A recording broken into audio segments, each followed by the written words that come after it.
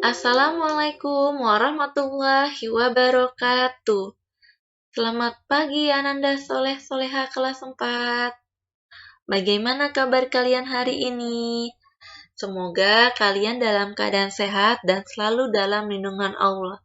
Amin. Masih tetap semangat ya belajarnya walaupun dari rumah? Hari ini kita akan belajar tema 7, subtema 2, dengan muatan pelajaran IPA KD 3.3 mengidentifikasi macam-macam gaya. Pada pembelajaran sebelumnya, kita sudah membahas pengertian gaya dan macam-macam gaya. Perhatikan gambar berikut. Adakah barang-barang ini di rumahmu? Ya, tentu ada. Dalam kehidupan sehari-hari, kita banyak memakai peralatan listrik. Seperti yang kita ketahui bahwa benda terdiri atas bagian-bagian lain yang lebih kecil. Bagian-bagian suatu benda sering juga disebut dengan partikel. Bagian terkecil dari suatu benda yang sudah tidak dapat dibagi lagi disebut dengan atom.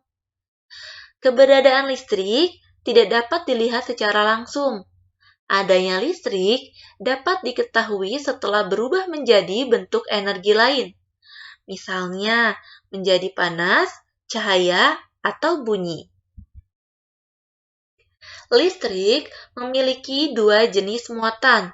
Satu, muatan positif atau proton. Dua, muatan negatif atau elektron. Jika kedua muatan listrik yang berlawanan bertemu, akan terjadi gaya tarik-menarik. Gaya tarik-menarik ini sering disebut dengan gaya listrik. Jadi, gaya listrik adalah gaya yang ditimbulkan oleh benda bermuatan listrik. Dua benda yang bermuatan listrik sejenis jika didekatkan akan tolak-menolak. Dua benda yang bermuatan listrik tidak sejenis, jika didekatkan akan tarik-menarik. Listrik ada dua macam. Pertama, listrik statis. Listrik statis adalah muatan listrik pada suatu benda yang tidak mengalir. Hal ini dikarenakan muatan negatif tidak bergerak dalam benda tersebut. Listrik statis dapat diamati ketika penggaris plastik digosokkan ke rambut. Semula, penggaris bermuatan netral. Kemudian, saat digosok ke rambut, terjadi perpindahan muatan, sehingga penggaris memiliki muatan negatif lebih banyak. Jika penggaris yang telah digosokkan ini didekatkan ke potongan kertas akan menempel pada penggaris tersebut. Potongan kertas akan lepas pada saat muatan negatif pada penggaris dan potongan kertas kembali sama sehingga terjadi tolak-menolak. Ingat, jika muatan sejenis dalam jumlah yang sama akan terjadi tolak-menolak. Contoh lainnya yaitu penggaris yang digosokkan dengan kain wol, baju yang digosok berulang kali oleh setrika, balon yang sudah ditiup dan digosokkan ke kain. Nah, ini contoh gambarnya ya. 2. Listrik dinamis. Listrik dinamis adalah muatan listrik yang dapat bergerak. Energi listrik bergerak dari kutub positif menuju kutub negatif. Pada saat saklar dihubungkan, lampu dapat menyala. Jika saklar diputus, lampu akan mati. Nah, bisa kalian perhatikan pada gambar berikut ini ya. Contoh lainnya yaitu baterai yang ada pada rangkaian listrik. Yang kedua, rangkaian listrik di rumah. Nah, ini adalah gambar saklar yang biasa sering kita lihat di rumah ya. Saklar ini berfungsi untuk menghubungkan atau memutuskan aliran listrik. Energi listrik merupakan bentuk energi yang paling banyak gunanya karena dapat diubah menjadi berbagai macam bentuk energi lain. Perubahan menjadi bentuk energi itulah yang sering dimanfaatkan untuk keperluan rumah tangga.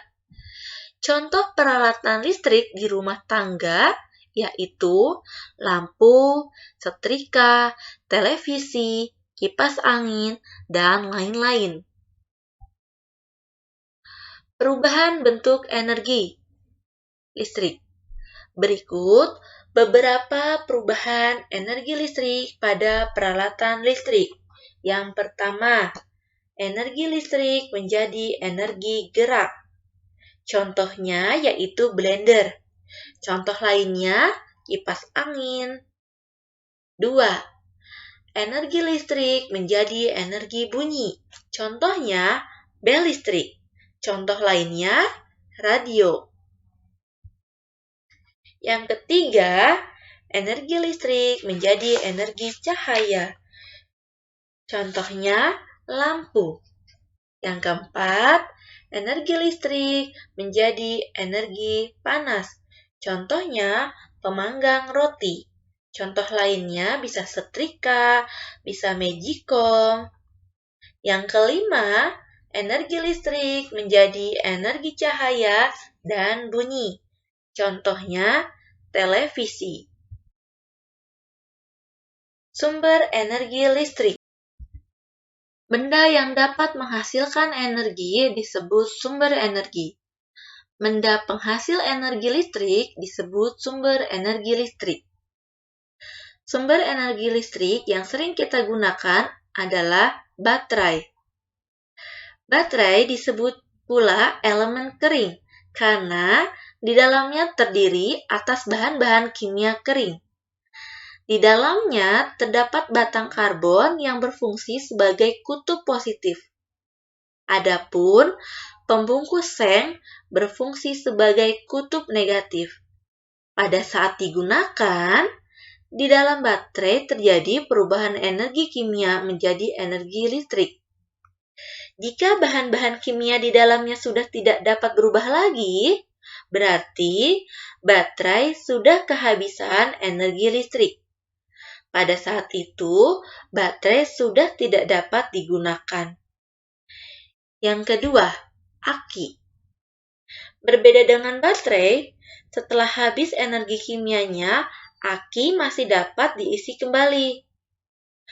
Pada saat aki digunakan, terjadi perubahan energi kimia menjadi energi listrik.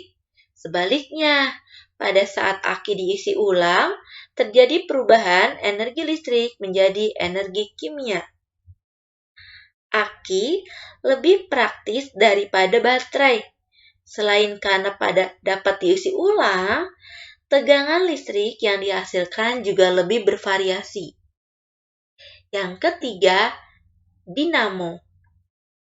Sumber energi lain yang sering kita temukan adalah dinamo sepeda. Dinamo sepeda biasanya dipasang pada roda sepeda. Di dalam dinamo ada bagian pokok yang berupa magnet dan kawat kumparan. Salah satu dari keduanya dapat berputar. Bagian yang berputar disebut rotor, sedangkan bagian yang diam disebut stator. Bagian rotor dihubungkan ke bagian roda. Jika roda berputar, rotor juga berputar. Perputaran antara magnet terhadap kumparan itulah yang menghasilkan listrik. Makin cepat berputar, makin besar tegangan listrik yang dihasilkan. Selanjutnya, generator. Ketiga sumber listrik Sebelumnya, seperti baterai, aki, dinamo, itu menghasilkan listrik dalam ukuran kecil. Adapun sumber energi listrik dalam ukuran besar disebut mesin pembangkit listrik atau generator. Dari generator inilah timbul energi listrik yang dapat digunakan dalam suatu wilayah yang luas. Sekian pembelajaran kita pada hari ini. Semoga dapat dipahami dengan baik. Sampai jumpa pada pembelajaran selanjutnya. Terima kasih. Wassalamualaikum warahmatullahi wabarakatuh.